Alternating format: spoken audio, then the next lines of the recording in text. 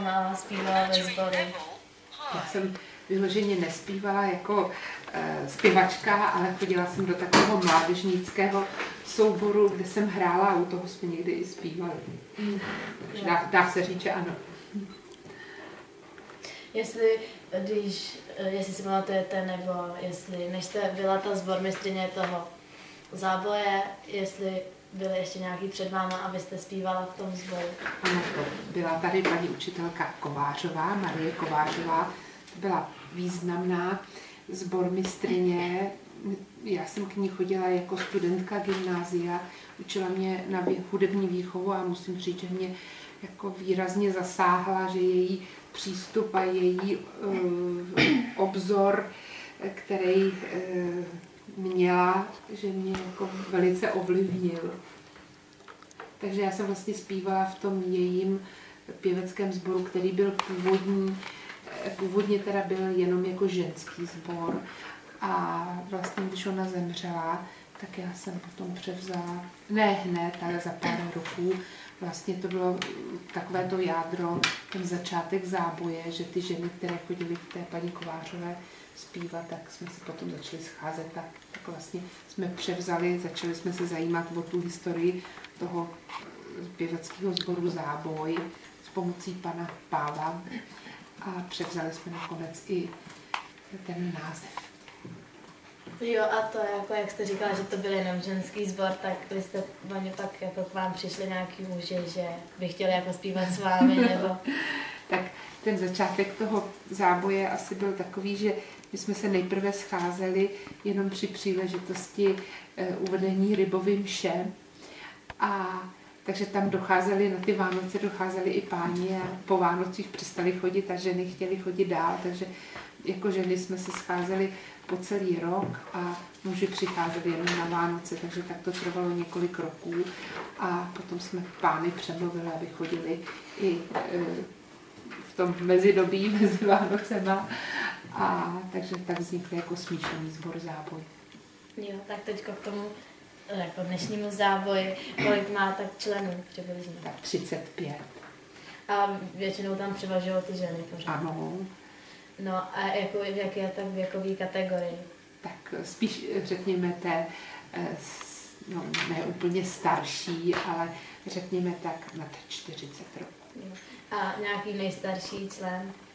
Tak nejstarším členkám je 80 roků. Jo.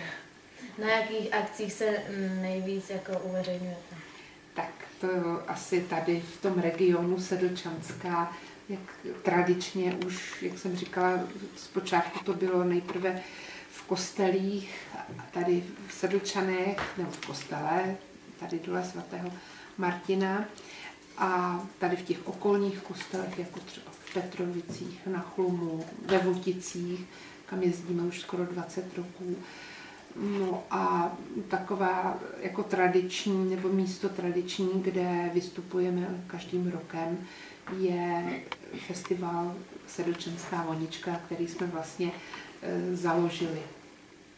Jo. A podle čeho si jako vybíráte repertoár? To jako vybíráte vy, nebo co se zase líbí, oni třeba přinesou písničky? No, tak po nejvíce ten repertoár vybírám já a zkoušeli jsme hudbu, tu sborovou tvorbu nejrůznějšího žánru, od té nejstarší muziky přes tu barokní muziku až po současný populár nebo spirituály a víceméně jsme teď ustálili ten repertoár opravdu na tom zpracování těch lidových písní, současné tvorbě, ale i skladbách třeba z minulého století.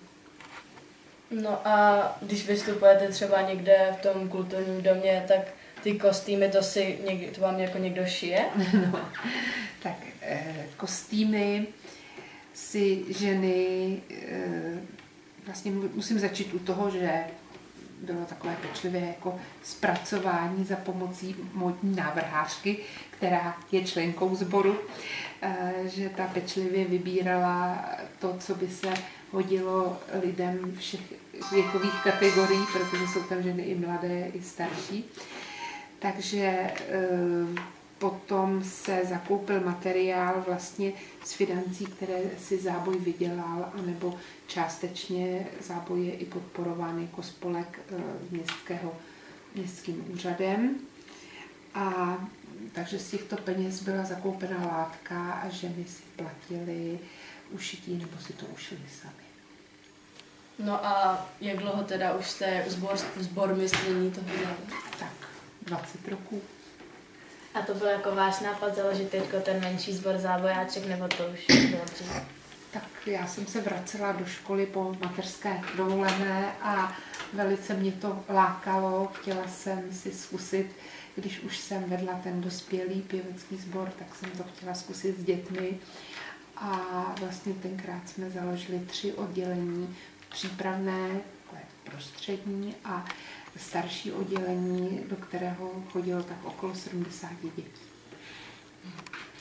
A teďko už vlastně vedete jenom to menší? Teď úplně ty nejmenší od 4 do 7 roků a vlastně to střední oddělení a to starší vede paní učitelka Marie Křížková.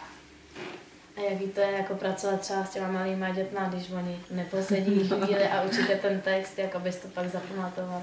Tak to je dobře položená otázka, protože to není jenom o nácviku, tak jako je to s vámi, tam je to hledat ty formy, aby děcka vydrželi a soustředěné být. A takže já si myslím, že vy to znáte asi nejlíp, jak jsem pracovala s vámi.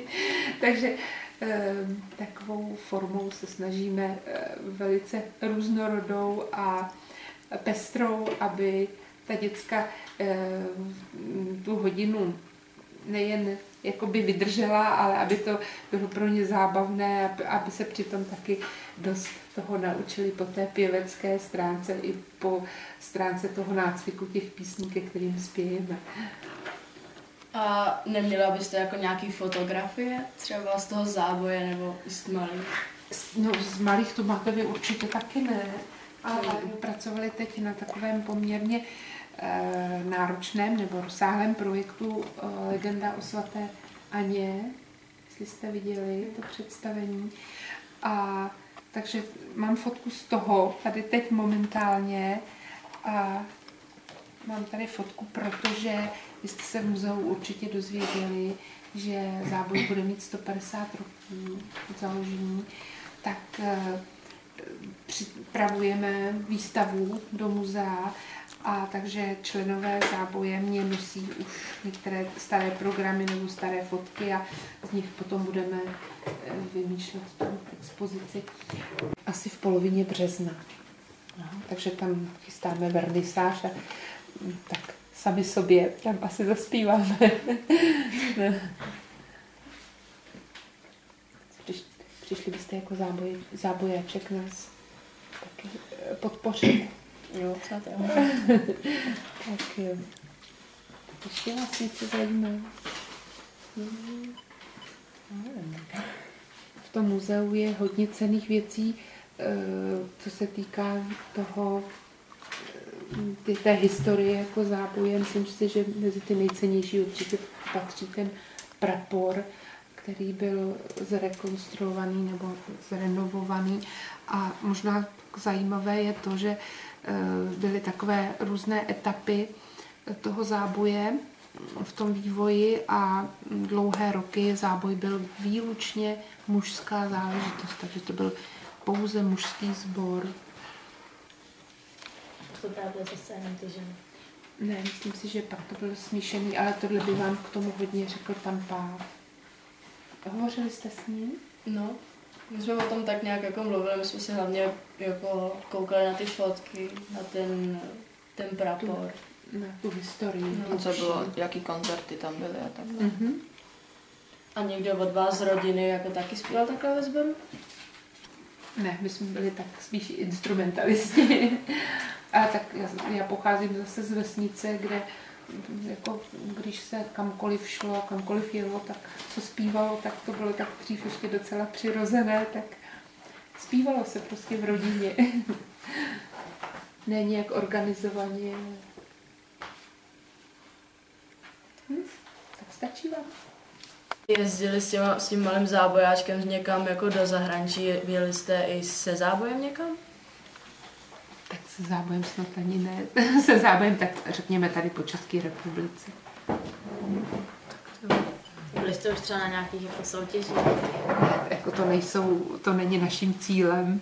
Naším cílem je rozdávat jako radost především tady pro ten region Sedlčanská, takové ty koncertní soutěžní ambice nemáme. Tak stačí? Asi jo. Tak jo. Vypíšem. On zkouší. No, to je skoro stejná. A teď tak kanon.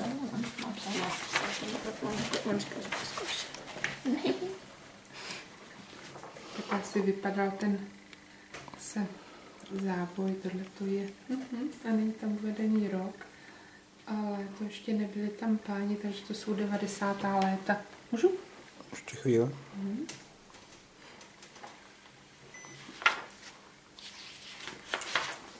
A projdeš po písmeně. Aha.